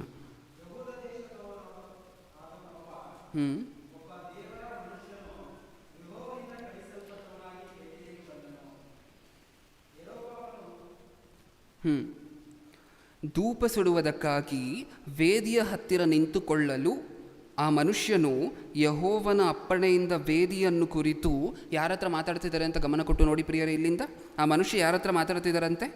ವೇದಿಯೇ ವೇದಿಯೇ ದಾವೀದನ ಸಂತಾನದಲ್ಲಿ ಅಂತ ಹೇಳಿ ಮಾತಾಡ್ಕೊಂಡು ಹೋಗ್ತಿದ್ದಾರೆ. ಯಾರ ಹತ್ರ ಮಾತಾಡ್ತಿದ್ದಾರೆ? ಯಜ್ಞವೇದಿ ಹತ್ರ ಮಾತಾಡ್ತಿದ್ದಾರೆ. ಇಷ್ಟಕ್ಕೂ ಯಜ್ಞವೇದಿ ಅಂದರೆ ಏನು? ಯಜ್ಞವೇದಿ ಅಂದರೆ ಏನು? ಕಲ್ಲಿನ ಮೇಲೆ ಕಲ್ಲು ನಿಲ್ಲಿಸಿದ್ರೆ ಅದು ಯಜ್ಞ ಕೊಡಲಿಕ್ಕೆ ಸ್ಥಳ ಆಗುತ್ತೆ, ಅದೇ ಯಜ್ಞವೇದಿ. ಯಜ್ಞವೇದಿ ಯಾವುದರಿಂದ ಮಾಡಲ್ಪಟ್ಟಿರುವಂತಹದ್ದು? ಕಲ್ಲಿನಿಂದಲೇ. ಯಾರ ಹತ್ರ ಮಾತಾಡ್ತಿದ್ದಾರೆ ಈ ಮನುಷ್ಯ? ಕಲ್ಲಿನ ಹತ್ರ. ಹಾಗಾದರೆ ಕಲ್ಲು ಏನು ಮಾಡುತ್ತೆ? ಕೇಳಿಸ್ಕೊಳತ್ತಾ? ನೋಡುತ್ತಾ? ಹಾಂ, ಕೇಳಿಸ್ಕೊಳತ್ತೆ, ನೋಡುತ್ತೆ. ಹಾಗಾದರೆ ನಾವು ಇಷ್ಟು ದಿನ ಏನೇನು ಮಾಡಿದ್ವೋ ನಮ್ಮ ಜೀವನದಲ್ಲಿ? ಹೌದಾ? ಕಲ್ಲು ಏನೇನು ನೋಡಿರ್ಬೋದು ನಮ್ಮ ಜೀವನದಲ್ಲಿ? ಎಲ್ಲ ಮನೆ ಒಳಗಡೆ ಇಟ್ಕೊಂಡು ಮಾಡಿರುವಂತಹ ಪಾಪಗಳೇ ಅಲ್ವಾ? ನಾವು ಇಲ್ಲಿದ್ದರೂ ಆಫೀಸ್ಗೆ ಹೋದರೂ ಗೋಡೆ ಮಧ್ಯದಲ್ಲಿ ಗೋಡೆಗಳ ಮಧ್ಯದಲ್ಲಿ ನಿಂತು ಪಾಪ ಮಾಡಿರುವಂತಹದ್ದೇ. ಇನ್ನೊಂದು ಕಡೆ ಹೋದರೂ ಸಭೆಗೆ ಬಂದರೂ ಗೋಡೆಗಳ ಮಧ್ಯನೇ ನಿಂತಿರ್ತೀವಿ. ಹಾಗಾದರೆ ನಾವು ಎಲ್ಲಿದ್ದರೂ ಗೋಡೆಗಳ ಮಧ್ಯೆ ನಿಂತಿದ್ದೀವಿ. ಈ ಗೋಡೆ ಏನೇನು ಮಾಡಿದೆ? ನಾವು ಮಾತಾಡಿರುವಂತಹ ಪ್ರತಿಯೊಂದೊಂದು ಮಾತು, ನಾವು ಮಾಡಿರುವಂತಹ ಪ್ರತಿಯೊಂದೊಂದು ಕ್ರಿಯೆ ಎಲ್ಲವನ್ನೂ ನೆನ್ಪಿಟ್ಕೊಂಡಿದೆಯಾ? ಹಾಂ, ಹೌದು, ನೆನ್ಪಿಟ್ಕೊಂಡಿದೆ. ಹಾಗಾದರೆ ಸದಾಕಾಲ ನಮ್ಮನ್ನು ನೋಡ್ತಿರುವಂತಹದ್ದು ಯಾರು? ಪ್ರಕೃತಿ. ಅದರಲ್ಲಿ ಮುಖ್ಯವಾಗಿ ಒಂದು ಉದಾಹರಣೆಯನ್ನು ತಗೊಂಡು ಇಷ್ಟೊತ್ತು ಯೋಚನೆ ಮಾಡಿದ್ದೀವಿ. ಯಾವುದದು? ಕಲ್ಲುಗಳು. ಮರೆಯೋದಿಲ್ಲ ಪ್ರಿಯರೇ, ಕಲ್ಲುಗಳು. ಇನ್ನು ಮುಂದೆ ಯಾರೂ ಇಲ್ಲ, ಇದನ್ನು ನಾನು ಮಾಡ್ಬೋದು, ಯಾರೂ ಇಲ್ಲ, ನಿಜವಾದ ಘಟನೆ ನೋಡಿರುವಂಥವ್ರು ಯಾರೂ ಇಲ್ಲ, ನಾನು ಸುಳ್ಳು ಹೇಳ್ಬೋದು, ಯಾರೂ ಇಲ್ಲ, ಈ ತಪ್ಪನ್ನು ನಾನು ಮಾಡ್ಬೋದು ಅನ್ನುವಂತಹ ಆಲೋಚನೆಯೂ ನಮ್ಮ ಮನಸ್ಸಿಗೆ ಬರಬಾರದು. ಯಾಕೆ ಏನು ಓದ್ಕೊಂಡು ಇವಾಗವರೆಗೂ ಯೇಸುಕ್ರಿಸ್ತರ ಎರಡನೇ ಬರೋಣದಲ್ಲಿ ನಡೆಯುವಂತಹ ಚಿತ್ರಣ ಏನಂತೆ? ನ್ಯಾಯ ವಿಚಾರಣೆಯಲ್ಲಿ ನಿಂತಿರಬೇಕಾದ್ರೆ ಕಲ್ಲುಗಳೆಲ್ಲ ಸೇರಿ, ಸುಮಾರು ಇಮ್ಯಾಜಿನ್ ಮಾಡ್ಕೊಳ್ಳಿ, ಒಂದು 10,000 20,000 ಕಲ್ಲುಗಳನ್ನು ನೋಡಿರ್ತೀವಿ ನಮ್ಮ ಜೀವನದಲ್ಲಿ. ನಾವು ಕಲ್ಲುಗಳನ್ನು ನೋಡಿದ್ದೀವಿ ಅಂತ ಹೇಳೋದಕ್ಕಿಂತ ಹೆಚ್ಚಾಗಿ ಕಲ್ಲುಗಳು ನಮ್ಮನ್ನು ನೋಡಿರ್ತವೆ. ಈಗ 20,000 ಕಲ್ಲುಗಳು ಸಹ ಒಂದೇ ಸಾರಿ ನಿಂತು ಪ್ರಭು ಇವನು ಪಾಪಿ ಇವನು ಪರಲೋಕ ಸಿಗಬಾರ್ದು ಅಂತ ಕಿರ್ಚಿದ್ರೆ ಹೇಗಿರುತ್ತೆ ಚಿತ್ರಣ? ಸರಿ ಇರುತ್ತೆ? ಇನ್ನು ಮುಂದೆ ನಮ್ಮನ್ನು ನೋಡ್ತಿರುವಂಥವ್ರು ಯಾರೋ ಇದ್ದಾರೆ. ನೆಕ್ಸ್ಟ್, ಇನ್ನೂ ಪ್ರಕೃತಿಯಲ್ಲಿ ಇನ್ನೂ ಏನೇನು ನೋಡ್ತಿದೆ ನಮ್ಮನ್ನು? ಪ್ರಕೃತಿಯಲ್ಲಿ ಇನ್ನೂ ಯಾವ ವಸ್ತುಗಳು ನಮ್ಮನ್ನು ನೋಡ್ತಿದೆ? ಇನ್ನೊಂದು 2 ಉದಾಹರಣೆ ನೋಡ್ಕೊಂಡು ತಕ್ಕಂತ ಮುಗಿಸ್ಕೊಳ್ಳೋಣ. ಓಕೆ, ಆಗಾಗ ಮಾತಾಡಿರ್ತೀರ ಪ್ರಿಯರೇ ನೀವೇ, ಈ ದೇವರು ಈ ಜಿರಳೆಗಳನ್ನು, ಸೊಳ್ಳೆಗಳನ್ನು, ಹುಳುಗಳನ್ನೆಲ್ಲ ಅದು ಏನಕ್ಕೆ ಸೃಷ್ಟಿ ಮಾಡಿದ್ರು, ಯಾವ ಕೆಲಸಕ್ಕೂ ಬರೋದಿಲ್ಲ ಅಂತ ಮಾತಾಡಿರ್ತೀವ. ಏನಕ್ಕೋಸ್ಕರ ಈ ಸೊಳ್ಳೆಗಳನ್ನೆಲ್ಲ ಸೃಷ್ಟಿ ಮಾಡಬೇಕಿತ್ತು ದೇವರು? ಕರುಣೆ ಇದೆಯಾ ದೇವರಿಗೆ? ಮಾತಾಡಿರ್ತೀವ. ಏನಕ್ಕೋಸ್ಕರ ಸೃಷ್ಟಿ ಮಾಡಿದ್ರು ಅಂತ ನಮ್ಗೆ ಇವತ್ತು ಅರ್ಥ ಆಗುತ್ತೆ. ಅಂದರೆ ಸುಮಾರು ಕಾರಣಗಳಿದೆ, ಅದರಲ್ಲಿ ಒಂದು ಕಾರಣ ಏನಕ್ಕೋಸ್ಕರ ಸೃಷ್ಟಿ ಮಾಡಿದ್ರು ಅಂತ ನಮ್ಗೆ ಇವತ್ತು ಅರ್ಥ ಆಗುತ್ತೆ. ಸೊಳ್ಳೆಗಳಿಗಿರುವಂಥ ಸ್ಪೆಷಾಲಿಟಿ ಏನು ಗೊತ್ತಾ ಪ್ರಿಯರೇ? ನೊಣಗಳಿಗಿರುವಂಥ ಸ್ಪೆಷಾಲಿಟಿ ಏನು ಗೊತ್ತಾ? ಪ್ರಕೃತಿಯಲ್ಲಿ ಯಾವ ವಸ್ತು ನಮ್ಮನ್ನು ನೋಡ್ತಿದೆ ಅಂತ ಹೇಳಿ ಆಲೋಚನೆ ಮಾಡ್ತಿದ್ದೀವಿ. ಒಂದು ಕಲ್ಲು ಅಂತ ಹೇಳಿ ನಮಗೆ ಅರ್ಥ ಆಯಿತು, ಅಂದರೆ ವಸ್ತುಗಳು ನಮ್ಮನ್ನು ನೋಡ್ತಿದೆ ಅಂತ ಹೇಳಿ ಅರ್ಥ ಆಯಿತು. ಎರಡನೇ ಭಾಗದಲ್ಲಿ ಈ ಹುಳುಗಳಿಗಿರುವಂಥ ಸ್ಪೆಷಾಲಿಟಿ ಏನು ಗೊತ್ತಾ? ಸೊಳ್ಳೆಗಳಿಗೆ, ನೊಣಗಳಿಗೆ. ಚೈನಾ ದೇಶದಲ್ಲಿ ಒಂದು ಮರ್ಡರ್ ನಡೆಯುತ್ತೆ, ಒಂದು ಕೊಲೆ ನಡೆಯುತ್ತೆ. ಆ ಕೊಲೆಯನ್ನು ಇನ್ವೆಸ್ಟಿಗೇಟ್ ಮಾಡಬೇಕಾದ್ರೆ ಪೊಲೀಸರಿಗೆ ಅದು ದೊಡ್ಡ ತಲೆನೋವಾಗುತ್ತೆ, ಆ ಕೇಸ್ ಸಾಲ್ವೇ ಆಗೋದಿಲ್ಲ. ಅದಾದ ನಂತರ ಹಲವಾರು ತಿಂಗಳುಗಳಾದ ನಂತರ, ಇಷ್ಟಕ್ಕೂ ಕೊಲೆ ಹೇಗೆ ನಡೆದಿರುತ್ತೆ ಗೊತ್ತಾ? ಒಬ್ಬ ಮನುಷ್ಯ ಬಂದು ನಿರ್ಮಾನುಷ್ಯವಾಗಿರುವಂತಹ ಪ್ರದೇಶದಲ್ಲಿ, ಅಂದರೆ ಜನರಿಲ್ಲದೆ ಇರುವಂತಹ ಪ್ರದೇಶದಲ್ಲಿ ಕೊಡಲಿಯಿಂದ ಒಬ್ಬನನ್ನು ಕೊಂದು ಹೊರಟೋಗಿರ್ತಾನೆ. ಯಾವ ಕ್ಲೂನೂ ಇರೋದಿಲ್ಲ, ಯಾವ ಎವಿಡೆನ್ಸು ಇರೋದಿಲ್ಲ ಆತನನ್ನು ಹಿಡಿಯಲಿಕ್ಕೆ. ಈ ಕೊಲೆ ಮಾಡಿದ್ದು ಈ ವ್ಯಕ್ತಿನೇ ಅಂತ ಹೇಳಿ ಯಾರಿಗೂ ಗೊತ್ತಿರೋದಿಲ್ಲ. ಹಳ್ಳಿಯಲ್ಲಿ ನಡೆದಿರುವಂತಹ ಘಟನೆ ಇದು. ಇಷ್ಟಕ್ಕೂ ಅದಾದ ನಂತರ ಸುಮಾರು 2-3 ತಿಂಗಳುಗಳಾದ ನಂತರ ಒಂದು ಹೊಸ ಪರಿಶೋಧನೆ ನಡೆಯುತ್ತೆ. ಆ ಪರಿಶೋಧನೆ ಪ್ರಕಾರ ಕಳ್ಳನನ್ನು ಹಿಡ್ಕೊಂಡು ಬರೋಣ ಅಂತ ಹೇಳಿಕೊಂಡು ವಿಜ್ಞಾನಿಗಳು ಆ ಸ್ಥಳಕ್ಕೆ ಹೋಗಿ ಆ ಊರಲ್ಲಿರುವಂತಹ ಎಲ್ಲ ಮನುಷ್ಯರ ಮನೆಯಲ್ಲಿರುವಂತಹ ಕೊಡಲಿಗಳನ್ನು ತಗೊಂಡು, ತಮ್ಮ ಮನೆಯಲ್ಲಿರುವಂತಹ ಕೊಡಲಿಗಳನ್ನು ತಗೊಂಡು ಬಂದು ನಿಂತ್ಕೊಬೇಕು ಲೈನಾಗಿ. ಈ ಆರ್ಡರನ್ನು ಪಾಸ್ ಮಾಡ್ತಾರೆ. ಆ ಊರಲ್ಲಿರುವಂತಹ ಎಲ್ಲ ಜನರೂ ಸಹ ಬಂದು ಲೈನಾಗಿ ತಮ್ಮ ಕೊಡಲಿಗಳನ್ನು ತೊಗೊಂಬಂದು ಇಟ್ಕೊಂಡು ನಿಂತ್ಕೊತಾರೆ. ಕೊಲೆ ನಡೆದು ಎಷ್ಟು ತಿಂಗಳಾಗಿದೆ? 2 ತಿಂಗಳಾಗೋಗಿದೆ. ಈ ವ್ಯಕ್ತಿ, ಕೊಲೆ ಮಾಡಿರುವಂಥ ವ್ಯಕ್ತಿ ಕೊಡಲಿಯನ್ನು ಏನೇನು ಹಾಕಿ ತೊಳೆದಿರ್ಬೋದು? ಹೌದಾ? ಎಲ್ಲ ಹಾಕಿ ತೊಳೆದಿರ್ತಾನೆ, ಸಿಕ್ಕಾಕೊಬಾರ್ದು ಅಂತ. ಓಕೆ, 2 ತಿಂಗಳಾದ ನಂತರ ಒಂದು ಅರ್ಧ ಗಂಟೆ ಕೊಡಲಿಯನ್ನು ಎಲ್ಲರೂ ಇಟ್ಕೊಂಡು ನಿಂತ್ಕೊಂಡಿದ್ದಾರೆ. ಆ ಅರ್ಧ ಗಂಟೆಯಲ್ಲಿ ಸುಮಾರು 1000ರಿಂದ 1500 ಸೊಳ್ಳೆಗಳು ಯಾರ ಕೊಡಲಿ ಹತ್ರನೂ ಹೋಗಿಲ್ಲ. ಕೊಲೆ ಯಾರು ಮಾಡಿದಾರೋ ಆ ವ್ಯಕ್ತಿಯ ಕೊಡಲಿ ಹತ್ರ ಮಾತ್ರ ಬಂದು ಸುತ್ತಕೊಡುತ್ತೆ. ಕೊನೆಗೆ ಇನ್ನೊಂದು ಸ್ವಲ್ಪ ಫರ್ದರ್ ಇನ್ವೆಸ್ಟಿಗೇಷನ್ ಮಾಡಲಿಕ್ಕೆ ಈ ವ್ಯಕ್ತಿಯನ್ನು ಕರ್ಕೊಂಡೋದ್ರು, ಸಿಕ್ಕಾಕೊಂಡ ಈ ವ್ಯಕ್ತಿನೇ ಕೊಲೆಗಾರ ಅಂತ ಹೇಳಿ. ಏನರ್ಥ ಆಯಿತು ನಮಗೆ ಇದರಿಂದ?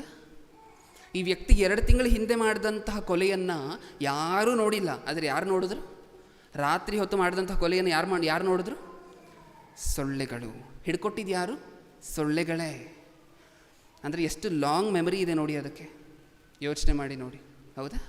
ಈಗ ಸತ್ಯವೇದವನ್ನು ಓಪನ್ ಮಾಡೋಣ.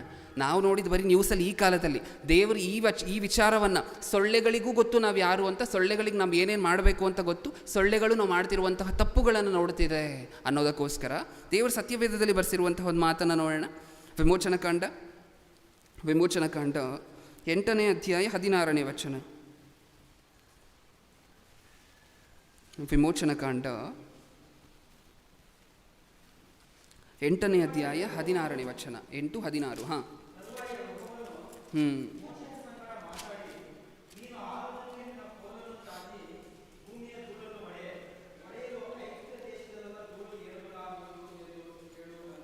ಸಾಕು ಪ್ರಿಯರೇ, ಇದು ನಮಗೆಲ್ಲರಿಗೂ ಗೊತ್ತಿರುವಂತಹ ವಿಚಾರ. ಇಸ್ರಾಯೇಲಿಯರು ಐಗುಪ್ತ್ಯ ದೇಶದ ಸೆರೆಯಲ್ಲಿರ್ತಾರೆ. 10 ಉಪದ್ರವಗಳು ಬರುತ್ತೆ. ಈಗ ನನಗೆ ಹೇಳಿ, 10 ಉಪದ್ರವಗಳು ಯಾರಿಗೆ ತೊಂದರೆ ಕೊಡುತ್ತೆ? ಇಸ್ರಾಯೇಲಿಯರನ್ನು ಮುಟ್ಟುತ್ತಾ? ಇಲ್ಲ. ಯಾರಿಗೆ ತೊಂದರೆ ಕೊಡುತ್ತೆ? ಐಗುಪ್ತ್ಯರಿಗೆ. ಈಗ ಈ ಕೋಲನ್ನು ತೊಗೊಂಡು ಹೊಡೆದ ತಕ್ಷಣ ಏನೇನು ಹುಟ್ಕೊಂತಂತೆ ಭೂಮಿಯಿಂದ? ನಿನ್ನ ಕೋಲನ್ನು ಚಾಚಿ ಭೂಮಿಯ ಧೂಳನ್ನು ಹೊಡೆಯಲು ಐಗುಪ್ತ್ಯ ದೇಶದಲ್ಲೆಲ್ಲ ಧೂಳು ಹೇನುಗಳಾಗುವುದು. ಹೇನು ಅಂದರೆ ತಲೆಯಲ್ಲಿರುವಂಥ ಹೇನು ಅಂತ ಅನ್ಕೊಬಾರ್ದು. ಹೇನುಗಳು ಅನ್ನುವಂಥ ಪದದ ಪಕ್ಕ ಒಂದು ಫುಟ್ ನೋಟ್ ಇದೆಯಲ್ಲ, 6 ಅನ್ನುವಂತಹ ಸಂಖ್ಯೆ ಕಾಣಿಸ್ತಿದೆಯಲ್ವ? ಕೆಳಗಡೆ ಓದಿ ನೋಡೋಣ ಅದು ಏನೇನಿತ್ತು, ಹೇನುಗಳಲ್ಲಿ ಏನೇನೆಲ್ಲ ಇನ್ಕ್ಲೂಡ್ ಆಗಿತ್ತು. ಹೌದಾ? ಏನೇನಂತೆ? ಗುಂಡ್ಗಾಡಿ ಅಥವಾ ಸೊಳ್ಳೆ. ಹಾಗಾದರೆ ಇವ್ರನ್ನ ಬಾಧೆ ಪಡಿಸ್ಲಿಕ್ಕೆ ಏನು ಬಂತು ಹೇಳಿ? ಸೊಳ್ಳೆಗಳು ಬಂತ? ಹಾಂ. ಈ ಸೊಳ್ಳೆಗಳು ಯಾರನ್ನು ಮಾತ್ರ ಬಾಧೆ ಪಡಿಸಿಲ್ಲ? ಐಗುಪ್ತ್ಯರಿಗೆ ಟಾರ್ಚರ್ ಕೊಟ್ವು, ಇಸ್ರಾಯೇಲಿಯರನ್ನು ಮುಟ್ಟಿಲ್ಲ. ಅಂದರೆ ಇದರಿಂದ ಉತ್ಪತ್ತಿಯಾದಂತಹ ಸೊಳ್ಳೆಗಳು, ಈ ಕೆಲಸದಿಂದ ಉತ್ಪತ್ತಿಯಾದಂತಹ ಸೊಳ್ಳೆಗಳು ಯಾವುದು ಮುಟ್ಟಿಲ್ಲ. ಹಾಗಾದರೆ ಸೊಳ್ಳೆಗಳಿಗೇನು ಗೊತ್ತು ಹೇಳಿ? ಸೊಳ್ಳೆಗಳಿಗೇನು ಗೊತ್ತು?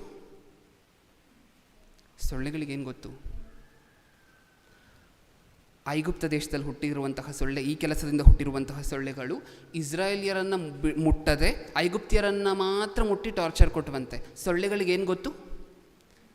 ಇಸ್ರಾಯೇಲಿಯರು ಯಾರು ಅಂತ ಗೊತ್ತು, ಐಗುಪ್ತಿಯರು ಯಾರು ಅಂತ ಗೊತ್ತು. ಯಾರಿಗೆ ಟಾರ್ಚರ್ ಕೊಡಬೇಕು ಅಂತ ಗೊತ್ತು, ಯಾರಿಗೆ ಕೊಡಬಾರ್ದು ಅಂತ ಗೊತ್ತು. ಯಾರನ್ನು ಮುಟ್ಟಬೇಕು ಅಂತ ಗೊತ್ತು, ಯಾರನ್ನು ಮುಟ್ಟಬಾರ್ದು ಅಂತಲೂ ಗೊತ್ತು. ಇಷ್ಟು ಗೊತ್ತಾ? ಹಾಗಾದರೆ ಸೊಳ್ಳೆಗಳಿಗೆ ಜ್ಞಾಪಕ ಶಕ್ತಿ ಇದೆ. ಸೊಳ್ಳೆಗಳು ನಮ್ಮನ್ನು ನೋಡ್ತಿದ್ದವ? ನಾವು ಯಾರು ಅಂತ ಸೊಳ್ಳೆಗೆ ಗೊತ್ತಾ? ಆ ಸೊಳ್ಳೆ ಯಾರು ಅಂತ ನಮಗೆ ಗೊತ್ತಿಲ್ಲದೆ ಇರ್ಬೋದು. 100 ಸೊಳ್ಳೆಗಳು ಒಂದೇ ಥರ ಕಾಣಿಸ್ಕೊಂಡಿರ್ತವೆ. ಆದರೆ ಆ ಸೊಳ್ಳೆಗಳಿಗೇನು ಗೊತ್ತು? ನಾವು ಒಬ್ಬೊಬ್ಬ ವ್ಯಕ್ತಿನೂ ಯಾರು ಅಂತ ಗೊತ್ತು. ಇದು ಇನ್ನೂ ಸ್ಪಷ್ಟವಾಗಿ ಅರ್ಥ ಆಗಬೇಕಾದ್ರೆ, ಕ್ರಿಸ್ತ ಪೂರ್ವ ಸುಮಾರು 300 ವರ್ಷದಲ್ಲಿ ಅಲೆಕ್ಸಾಂಡರ್ ಅನ್ನುವಂಥ ಒಬ್ಬ ಚಕ್ರವರ್ತಿ ಇರ್ತಾನೆ. ನಮ್ಮೆಲ್ಲರಿಗೂ ಗೊತ್ತಲ್ವ, ಅಲೆಕ್ಸಾಂಡರ್ನ ಹೆಸರು ಕೇಳಿದ್ದೀವಲ್ವ? ಅಲೆಕ್ಸಾಂಡರ್ ದ ಗ್ರೇಟ್ ರಾಜ ಆಲ್ಮೋಸ್ಟ್ ಪ್ರಪಂಚವನ್ನು 3/4 70% ಜಯಿಸಿರ್ತಾನೆ ಪ್ರಿಯರೇ. ಇನ್ನೇನು ಸ್ವಲ್ಪ ಇರುತ್ತೆ ಪ್ರಪಂಚವನ್ನು ಜಯಿಸಲಿಕ್ಕೆ. ಆದರೆ ಅಷ್ಟರಲ್ಲಿ ಏನಕ್ಕೋಸ್ಕರ ಮರಣ ಹೊಂದುತ್ತಾನೆ ಅಂತ ಹಿಸ್ಟ್ರಿ ಬುಕ್ಸಲ್ಲೆಲ್ಲ ಓದ್ಕೊತೀವಿ ನಾವು. ಏನಕ್ಕೋಸ್ಕರ ಸಾವಾಗೋಗುತ್ತೆ? ಅಷ್ಟು ಶಕ್ತಿಶಾಲಿಯಾಗಿರುವಂತಹ ರಾಜನ ಸಾವು ಏನಕ್ಕೋಸ್ಕರ ಆಗುತ್ತೆ? ಬುಕ್ಸ್ಗಳ ಪ್ರಕಾರ ಸೊಳ್ಳೆ ಕಚ್ಚಿ. ಹೌದಾ? ಸೊಳ್ಳೆ ಕಚ್ಚಿದ್ರೆ ರಾಜ ಸತ್ತೋಗ್ತಾನೆ? ಆ ಮನುಷ್ಯನೇ ಅಲ್ವಾ? ಮಲೇರಿಯಾ ಅನ್ನುವಂಥ ಕಾಯಿಲೆಗಳು ಬಂದರೆ ಸಾಯಲೇಬೇಕಲ್ವ ಆಗಿನ ಕಾಲದಲ್ಲಿ. ಓಕೆ, ಈಗ ನೀವು ಯೋಚನೆ ಮಾಡಿ ನೋಡಿ. ಇಷ್ಟಕ್ಕೂ ಆ ವ್ಯಕ್ತಿ ಸಾಯಬೇಕಾದ್ರೆ ದಾರಿಯಲ್ಲಿರ್ತಾನೆ, ಅರಮನೆಯಲ್ಲಿರೋದಿಲ್ಲ, ದಾರಿಯಲ್ಲಿರ್ತಾನೆ. ಅಂದರೆ ಒಂದು ಯುದ್ಧವನ್ನು ಮುಗಿಸ್ಕೊಂಡು ಮತ್ತೆ ಹಿಂದಿರುಗಿ ವಾಪಸ್ ಹೋಗ್ತಿರ್ತಾನೆ. ಈಗ ಆ ದಾರಿಯಲ್ಲಿ ಯುದ್ಧ ಮಾಡ್ಕೊಂಡು ಎಲ್ಲ ಹೋಗ್ತಿರ್ಬೇಕಾದ್ರೆ ರಾಜನ ಜೊತೆ ಎಷ್ಟು ಸೈನಿಕರಿರಬಹುದು? ಎಷ್ಟು ಜನ ಸೈನಿಕರಿರ್ಬೋದು? ಒಂದು 10,000 20,000 ಜನ ಸೈನಿಕರಿರ್ತಾರೆ. 10,000 ಜನ ಇದ್ದಾರೆ ಅಂತ ಅಂದ್ಕೊಳ್ಳಿ ಪ್ರಿಯರೇ. ಎಷ್ಟು ಕುದುರೆಗಳಿರ್ಬೋದು, ಎಷ್ಟು ಒಂಟೆಗಳಿರ್ಬೋದು, ಎಷ್ಟು ಆನೆಗಳಿರ್ಬೋದು? ಎಲ್ಲರೂ ಇರ್ತಾರೆ. ಓಕೆ, ಈಗ ರಾತ್ರಿ ಹೊತ್ತು ಮಲಗಬೇಕಾದ್ರೆ ಒಂದು ಸ್ಥಳದಲ್ಲಿ ಅವರೆಲ್ಲ ನಿಂತು ಆ ಟೆಂಟ್ಗಳನ್ನು ಹಾಕ್ಕೊಂಡು, ರಾಜನಿಗೆ ಹೆಂಗಿರುತ್ತೆ ಟೆಂಟು ಅಂತ ನನಗೆ ಹೇಳಿ. ರಾಜನಿಗೆ ಸ್ಪೆಷಲಾಗಿ ಹೆಂಗಿರುತ್ತೆ ಟೆಂಟು? ಹೆಂಗಿರುತ್ತೆ? 10,000 ಜನಕ್ಕೂ ಇರುವಂಥ ಟೆಂಟ್ ಇರುತ್ತಾ ರಾಜನಿಗೆ? ರಸ್ತೆಯಲ್ಲಿ ಹಾಕಿದ್ರು ಟೆಂಟ್ ಹೆಂಗೆ ಹಾಕ್ತಾರೆ? ಹೌದಾ? ಸೇಫಾಗಿ ಯಾರು ಅಟ್ಯಾಕ್ ಮಾಡಲಿಕ್ಕೆ ಆಗದೇ ಇರುವಂತೆ ಹಾಕ್ತಾರೆ. ಓಕೆ, ಈ ಟೆಂಟೆಲ್ಲ ಹಾಕಿ ಸುತ್ತ ಒಂದಷ್ಟು ಜನ ಸೈನಿಕರು ಕಾವಲು ಕಾದು, ಅದರ ಸುತ್ತ ಇನ್ನೊಂದಷ್ಟು ಜನ ಸೈನಿಕರು ಕಾವಲು ಕಾದಿ, ಅದರ ಸುತ್ತ ಸೈನಿಕರೆಲ್ಲ ನಿದ್ರೆ ಮಾಡ್ತಿದ್ದಾರೆ.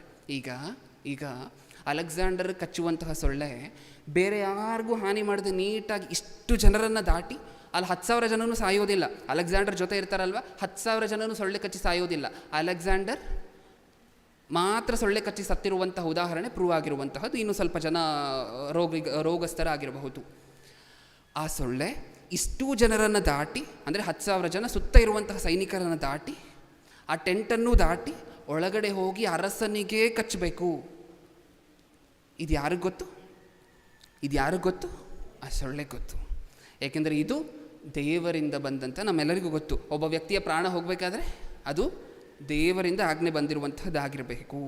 ಹಾಗಾದರೆ ಆ ಸೊಳ್ಳೆಗೆ ಏನು ಗೊತ್ತು ಹೇಳಿ? ಯಾರನ್ನು ಕಚ್ಚಬೇಕು, ಯಾವ ಸಮಯದಲ್ಲಿ ಕಚ್ಚಬೇಕು. ಅಂದರೆ 10,000 ಜನರನ್ನು ಬೇಕಾದ್ರೆ ದಾಟ್ಕೊಂಡು ಹೋಗುತ್ತಾ? ಹೌದು. 10,000 ಜನರಿಗೂ ಹಾನಿ ಮಾಡದೆ ಹೋಗಿ ಒಳಗಡೆ ಕಚ್ಚಿದೆ. ಎಂಥ ಅದ್ಭುತ ಅಲ್ವಾ ಪ್ರಿಯರೇ? ದೇವರು ಒಬ್ಬ ಮನುಷ್ಯನಿಗೆ ಟಾರ್ಚರ್ ಕೊಡಬೇಕು ಅಂತ ಅಂದ್ಕೊಂಡ್ರೆ, ಒಬ್ಬ ಮನುಷ್ಯನಿಗೆ ಬಾಧೆ ಪಡಿಸ್ಬೇಕು ಅಂತ ಅಂದ್ಕೊಂಡ್ರೆ ಏನೇನು ಮಾಡ್ತಾರೆ? ಒಂದು ಸೊಳ್ಳೆ ಸಾಕ, ಹೌದಾ? ಏನೇನು ನೋಡಿದ್ದೀವಿ ಇವಾಗವರೆಗೂ? ಕಲ್ಲು ನಾವು ಮಾಡುವಂಥ ತಪ್ಪುಗಳನ್ನು ನೆನಪಿಟ್ಕೊಳುತ್ತೆ. ಸೊಳ್ಳೆನೂ ಏನು ಮಾಡುತ್ತೆ? ನಮ್ಮನ್ನು ಸದಾಕಾಲ ನೋಡ್ತಿರುತ್ತೆ. ನಮ್ಮ ಸುತ್ತ ನೊಣಗಳು, ಸೊಳ್ಳೆಗಳು. ಅದೇ ವಿಮೋಚನ ಕಾಂಡ ನಾವು ಇವಾಗ ತಾನೇ 8ನೇ ಅಧ್ಯಾಯ ಓದ್ಕೊಂಡಲ್ವ? 9ನೇ ಅಧ್ಯಾಯಕ್ಕೆ ಬರೋಣ.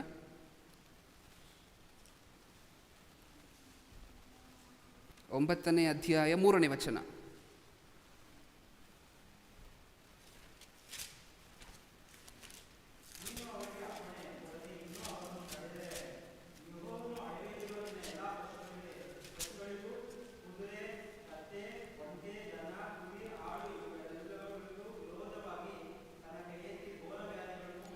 ಕ್ಷಮಿಸ್ಪ್ರಿಯರೇ, 8ನೇ ಅಧ್ಯಾಯ 21ನೇ ವಚನದಿಂದ ಓದೋಣ. 8ನೇ ಅಧ್ಯಾಯ 21ನೇ ವಚನ. ಅದೇ ವಿಮೋಚನ ಕಾಂಡ 8ನೇ ಅಧ್ಯಾಯ 29. ಹಾಂ,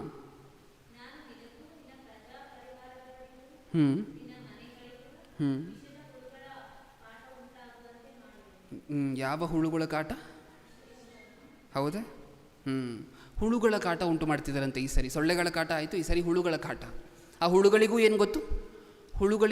ಅಲ್ಲ, ಅದನ್ನೇ ಹೇಳ್ತಿದ್ದಾರೆ. ನಿನಗೂ ಐಗುಪ್ತ್ಯ ರಾಜನ ಅರಸರಿಗೂ ಆತನ ಸಂಸ್ಥಾನದವರು, ಅಂದರೆ ಐಗುಪ್ತ್ಯರಿಗೆ ಮಾತ್ರ ಈ ಟಾರ್ಚರು ಸಹ. ಯಾವ ಟಾರ್ಚರು? ಹುಳುಗಳ ಟಾರ್ಚರ್. ಅಂದರೆ ಆ ಹುಳುಗಳಿಗೂ ಏನು ಗೊತ್ತು? ಐಗುಪ್ತ್ಯರು ಗೊತ್ತು, ಇಸ್ರಾಯೇಲಿಯರು ಗೊತ್ತು. ಯಾರನ್ನು ಹಾಮ್ ಮಾಡಬೇಕು ಅಂತ ಗೊತ್ತು, ಯಾರನ್ನು ಮುಟ್ಟಬಾರ್ದು ಅಂತ ಗೊತ್ತು. ಹೌದಾ? ಇಷ್ಟೆಲ್ಲ ಗೊತ್ತಿರುವಂತಹದ್ದು ನಾವು ಮಾಡ್ತಿರುವಂತಹ ತಪ್ಪುಗಳನ್ನು ನೋಡ್ತಿಲ್ವಾ? ನಾವು ಮಾಡ್ತಿರುವಂತಹ ಪಾಪಗಳನ್ನು ನೋಡ್ತಿಲ್ವಾ? ಕಲ್ಲುಗಳ ಬಗ್ಗೆ ಆಲೋಚನೆ ಮಾಡಿದ್ದೀವಿ, ಸೊಳ್ಳೆಗಳ ಬಗ್ಗೆ ಆಲೋಚನೆ ಮಾಡಿದ್ದೀವಿ.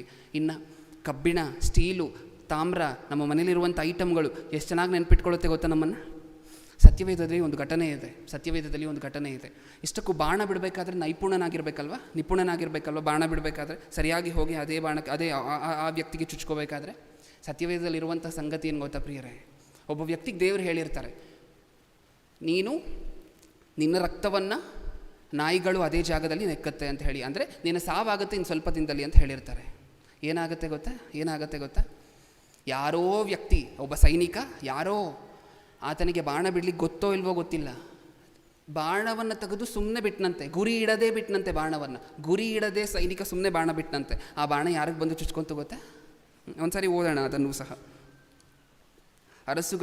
ಮೊದಲನೇ ಅರಸುಗಳು 21ನೇ ಅಧ್ಯಾಯ 19ನೇ ವಚನ. ಮೊದಲನೇ ಅರಸುಗಳು 21ನೇ ಅಧ್ಯಾಯ 19ನೇ ವಚನ. 21-19.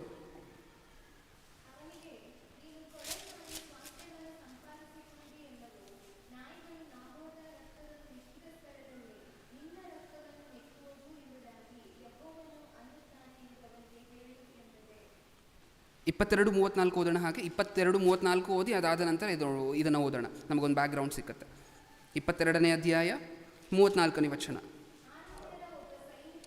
ಇಲ್ಲಿಂದ ಗಮನ ಕೊಟ್ಟು ನೋಡಿ ಪ್ರಿಯರ, ಆ ವ್ಯಕ್ತಿ ಏನು ಮಾಡ್ದ ಅಂತ ನೋಡಿ. ಸೈನಿಕನು, ಅರಾಮ್ಯರ ಒಬ್ಬ ಸೈನಿಕನು ಯಾರಿಗೂ ಗುರಿ ಇಡದೆ ಬಾಣವನ್ನೆಸೆಯಲು ಆ ಬಾಣವು ಇಸ್ರಾಯೇಲ್ಯರ ಅರಸನಿಗೆ ಅವನ ಕವಚದ ಸಂದಿನಲ್ಲಿ ತಾಕಿತು. ಸತ್ತೋಗ್ತಾನೆ ಈ ವ್ಯಕ್ತಿ. ಏನಾಯ್ತಂತೆ? ಯಾರೋ ಒಬ್ಬ ಸೈನಿಕ ಇಷ್ಟ ಬಂದಂಗೆ ಏನೋ ತೆಗೆದು ಗುರಿ ಇಡದೆ ಬಾಣ ಬಿಟ್ಟನಂತೆ. ಅದು ಎಲ್ಲಿಗೋಗಿ ಚುಚ್ಕೊಂತು? ರಾಜನಿಗ. ಅದು ಕವಚ ಹಾಕ್ಕೊಂಡಿರ್ತೀವಲ್ವ ಪ್ರಿಯರೇ, ಯುದ್ಧ ಮಾಡಬೇಕಾದ್ರೆ ಕವಚ ಹಾಕ್ಕೊಂಡಿರ್ತಾರೆ. ಈ ಬಾಣ ಎಲ್ಲಿ ಹೋಗಿ ತಾಕ್ತಂತೆ? ಕವಚದ ಎಲ್ಲಿ ಕವಚ ಇಲ್ವೋ ಆ ಭಾಗಕ್ಕೆ ತಾಕ್ತಂತೆ. ಆ ಬಾಣಕ್ಕೂ ಏನಿದೆ ಹೇಳಿ? ಬಾಣದ ಮುಂದೆ ಏನಿರುತ್ತೆ? ತುಂಬ ಹಿಂದೆ ಹೋದರೆ ಚೂಪಾದ ಕಲ್ಲುಗಳನ್ನು ಒಂದು ಸ್ಟಿಕ್ಗೆ ಟೈ ಮಾಡಿ ಬಾಣವನ್ನು ಮಾಡ್ತಿದ್ರು.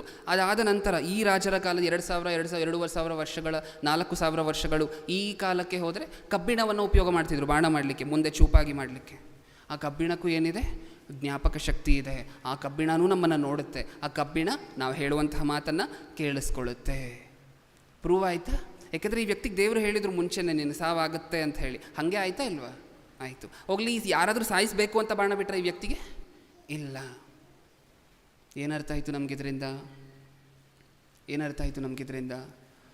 ತಪ್ಪು ಮಾಡಬೇಕಾದ್ರೆ ಯಾರೂ ನಮ್ಮನ್ನು ನೋಡ್ತಿಲ್ಲ ಅಂತ ಅಂದ್ಕೊಂಡ್ರೆ ನಮ್ಮಷ್ಟು ದೊಡ್ಡ ಪರಮ ಪಾಪಿಗಳು, ಪರಮ ಮೂರ್ಖರು ಇನ್ನೊಬ್ಬರು ಇರೋದಿಲ್ಲ. ಇದೇ ಪ್ರಕೃತಿ ಏನು ಮಾಡುತ್ತಂತೆ ಗೊತ್ತಾ? ಇದೇ ಪ್ರಕೃತಿ, ನಮ್ಮನ್ನು ನೋಡ್ತಿರುವಂತಹ ಪ್ರಕೃತಿ ಏನಕ್ಕೋಸ್ಕರ ಕಾಯ್ತಿದೆ ಗೊತ್ತಾ? ಅಲ್ಲಲ್ಲಿ ಹೋಗಿರ್ತೀವಿ, ಆಗಾಗ ಹೋಗಿರ್ತೀವಿ, ಆ ಗೋಡೆ ಸರಿಯಾಗಿರೋದಿಲ್ಲ, ಇನ್ನೇನು ಇವತ್ತೋ ನಾಳೆನೋ ಬಿದ್ದೋಗೋ ಹಾಗೆ ಇರುತ್ತೆ. ಆದರೂ ಸಹ ಬೇರೆ ಮನುಷ್ಯರಲ್ಲಿ ಇರಬೇಕಾದ್ರೆ ಆ ಗೋಡೆ ಬೀಳೋದಿಲ್ಲ. ಆದರೆ ಯಾರೋ ಒಬ್ಬ ವ್ಯಕ್ತಿ ಅಕಸ್ಮಾತಾಗಿ ಬಂದವತ್ತಲ್ಲಿ ನಿಂತ್ಕೋತಾನೆ, ತಲೆ ಮೇಲೆ ಗೋಡೆ ಬಿದ್ದು ಮರಣ ಹೊಂದುತ್ತಾನೆ. ಏನಕ್ಕೋಸ್ಕರ ಹಂಗಾಗತ್ತೆ? ಏನಕ್ಕೋಸ್ಕರ ಹಂಗಾಗತ್ತೆ? ಯಾರ ಅಪ್ಪಣೆ ಅದು? ಸತ್ಯವೇದದಲ್ಲಿರುವಂಥ ಇನ್ನೊಂದು ಮಾತು ನೋಡಿ. ಪ್ರಕೃತಿ ನಮ್ಮನ್ನು ನೋಡುತ್ತೆ, ನಾವು ಮಾತಾಡುವಂತಹ ಮಾತನ್ನು ಕೇಳಿಸ್ಕೊಳ್ಳುತ್ತೆ. ಜೊತೆಲಿ ಇನ್ನೂ ಯಾವ ಶಕ್ತಿ ಇದೆ ಗೊತ್ತಾ ಪ್ರಕೃತಿಗೆ? ದೇವರೇನಾದರೂ ಅಪ್ಪಣೆ ಕೊಟ್ಟರೆ, ಆಮೋಸನ ಗ್ರಂಥ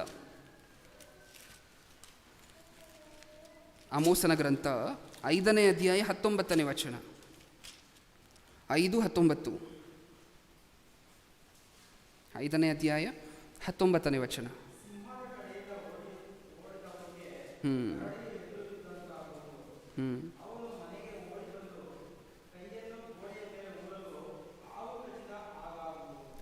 ನೋಡಿದ್ರೆ ಒಂದು ಅಪಾಯ ತಪ್ಪಿದ್ರೆ ಇನ್ನೊಂದು ಅಪಾಯ, ಒಂದು ಅಪಾಯ ತಪ್ಪಿದ್ರೆ ಇನ್ನೊಂದು ಅಪಾಯ. ದೇವರೇನಾದರೂ ಅಪ್ಪಣೆ ಕೊಟ್ಟರೆ ಪ್ರಕೃತಿಗೆ, ಪ್ರಕೃತಿಯಲ್ಲಿರುವಂತಹ ಪ್ರಾಣಿಗಳಿಗೋ ಪ್ರಕೃತಿಯಲ್ಲಿರುವಂತಹ ವಸ್ತುಗಳಿಗೋ ಅಪ್ಪಣೆ ಕೊಟ್ಟರೆ ಹಾನಿ ಮಾಡಬೇಕು ಅಂತ ಏನು ಮಾಡುತ್ತಂತೆ? ಒಂದು ಮಿಸ್ ಆದರೆ ಇನ್ನೊಂದು ರೆಡಿಯಾಗಿರುತ್ತೆ. ಅದನ್ನೇ ಓದ್ಕೊಂಡ್ವಿ ನಾವಲ್ಲಿ. ಏನು ಓದ್ಕೊಂಡ್ವಿ? ಸಿಂಹದ ಕಡೆಯಿಂದ ಓಡಿದವನಿಗೆ ಕರಡಿಯೂ ಎದುರು ಬಿದ್ದಂತಾಗುವುದು, ಅವನು ಮನೆಗೆ ಓಡಿ ಬಂದು ಕೈಯನ್ನು ಗೋಡೆಯ ಮೇಲೆ ಊರಲು ಹಾವು ಕಚ್ಚಿದ ಹಾಗಾಗುವುದು. ಇದು ಪ್ರಕೃತಿಗಿರುವಂತಹ ಶಕ್ತಿ. ಇದೇ ಪ್ರಕೃತಿ ನಮ್ಮನ್ನು ಯಾವಾಗಲೂ ನೋಡ್ತಿದೆ. ನಮ್ಮನ್ನು ನಾಶ ಮಾಡುವ ಶಕ್ತಿ ಇದೆ. ಅದಕ್ಕೆ ದೇವರೇನಾದರೂ ಅಪ್ಪಣೆ ಕೊಟ್ಟರೆ ಇನ್ನು ಮುಂದೆ ಹೇಗಿರಬೇಕು? ಹುಷಾರಾಗಿರಬೇಕು. ಸಂದೇಶ ಮುಗಿಸೋದಕ್ಕಿಂತ ಮುಂಚೆ ಕೊನೆಯ ರೆಫರೆನ್ಸ್ ಬ್ರದರ್, ಮನೆ ಒಳಗಡೆ ಇದ್ದರೆ ಅಲ್ವಾ ಇದೆಲ್ಲ ನೋಡುವಂತಹದ್ದು, ಹೌದಾ? ಮನೆ ಒಳಗಡೆ ಇದ್ದರೆ ನೀವು ಹೇಳಿರುವಂಥ ಐಟಮ್ಗಳೆಲ್ಲ ನಮ್ಮನ್ನು ನೋಡುತ್ತೆ. ಸರಿ, ಒಪ್ಕೊಂಡ್ವಿ. ಕಲ್ಲು ನೋಡುತ್ತೆ ಅಂದ್ರಿ, ಯಾವಾಗ? ಮನೆ ಒಳಗಡೆ ಇದ್ದರೆ. ಕಬ್ಬಿಣ ನೋಡುತ್ತೆ ಅಂದ್ರಿ, ಯಾವಾಗ? ಮನೆ ಒಳಗಡೆ ಇದ್ದರೆ. ಗ್ರೌಂಡಿಗೆ ಬಂದು ತಪ್ಪು ಮಾಡಿದ್ರೆ ಹೆಂಗಿರುತ್ತೆ ಹೇಳಿ, ಹೌದಾ? ಈ ಮನುಷ್ಯರು ಯಾವಾಗಲೂ ಸಹ ತಪ್ಪು ಮಾಡಲಿಕ್ಕೆ ಒಂದು ದಾರಿಯನ್ನು ಹುಡ್ಕೊತಿರ್ತೀವಲ್ವ. ಗ್ರೌಂಡಿಗೆ ಬಂದು ತಪ್ಪು ಮಾಡಿಬಿಟ್ರೆ, ಪಾರ್ಕ್ಗೆ ಹೋಗಿ ತಪ್ಪು ಮಾಡಿದ್ರೆ ನಮ್ಮನ್ನು ಯಾರೂ ನೋಡೋದಿಲ್ಲ ಅಲ್ವಾ? ಕೊನೆ ವಚನ ಇವತ್ತಿಗೆ. ಕೀರ್ತನೆಗಳು 50ನೇ ಅಧ್ಯಾಯ 4ನೇ ವಚನ. ಕೀರ್ತನೆಗಳು 50ನೇ ಅಧ್ಯಾಯ 4ನೇ ವಚನ.